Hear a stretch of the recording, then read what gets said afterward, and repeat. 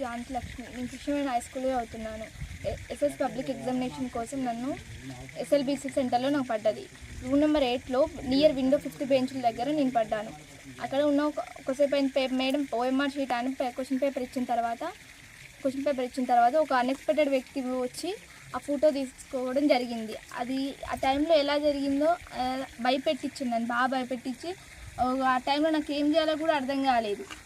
అర్థం కాని ఫోటో తీసుకుని వెళ్ళారు. ఆ తర్వాత నేను తెలుగు ఎగ్జామ్ రాసుకుని రాగానే ఇంటికి వచ్చిన 1-2 అవర్స్ లోపల పోలీసు వాళ్ళు వచ్చారు. నువ్వు మాల్ ప్రాక్టీస్ చేస్తావు, అది చేస్తావు అని చాలా మాట్లాడారు. అది చేయలేదు. ఆ వ్యక్తి ఎవరో కూడా నాకు తెలియదు, పర్సన్ ఎవరో కూడా తెలియదన్నా కూడా ఎంత వినకుండా నన్ను పోలీస్ స్టేషన్కి, నన్ను మా ఫాదర్ని ఎగర్కల్ పోలీస్ స్టేషన్కి కాల్లో తీసుకెళ్ళడం జరిగింది. అక్కడ చాలా క్వశ్చన్స్ అడిగారు. నువ్వు నీకు తెలుసా, ఆ పర్సన్ తెలుసా అని తెలియదు ఎంత చెప్పినా వినలేదు వాళ్ళు. మళ్ళీ 9:30 దాకా నేను అక్కడనే ఉన్నాను. పోలీస్ వాళ్ళు 9:30 దాకా నన్ను మా ఫాదర్ని కూర్చోబెట్టారు. తర్వాత ఒక 10:30కి నేను మా ఇంటికి వచ్చేసాను. నేను వచ్చిన తర్వాత వాళ్ళు ఏం భరోసా ఇచ్చారంటే, మీరు ఏం కాదు, ఎగ్జామ్స్కి ఏ ప్రాబ్లం ఉండదు, మీరు అన్నీ రాసుకోవచ్చు, అన్ని ఎగ్జామ్స్ రాసుకోవచ్చు, జస్ట్ విచారణ కోసం మీరు ఇంటికి పోలీస్ స్టేషన్ తీసుకురావాలని చెప్పారు. విచారణ కోసం ఏం కాదు, ఎగ్జామ్స్ అన్నీ రాసుకోవచ్చు అని నాకు మా ఫాదర్కి భరోసా ఇచ్చి పంపించారు.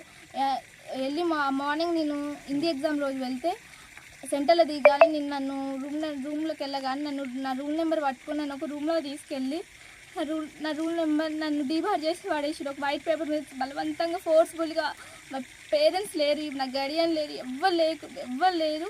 అప్పుడు నాతో సంతకం పెట్టించుకున్నారు. ఆ తర్వాత నన్ను ఇంటికి వచ్చి డ్రాప్ చేశారు వాళ్ళే.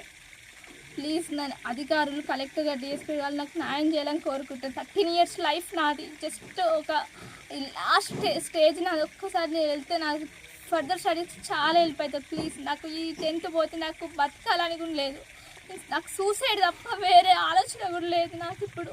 ప్లీజ్ నాకు న్యాయం జరుగుతుందని నేను బతకగలుగుతా తప్ప నాకు వేరే ఛాన్స్ కూడా లేదు.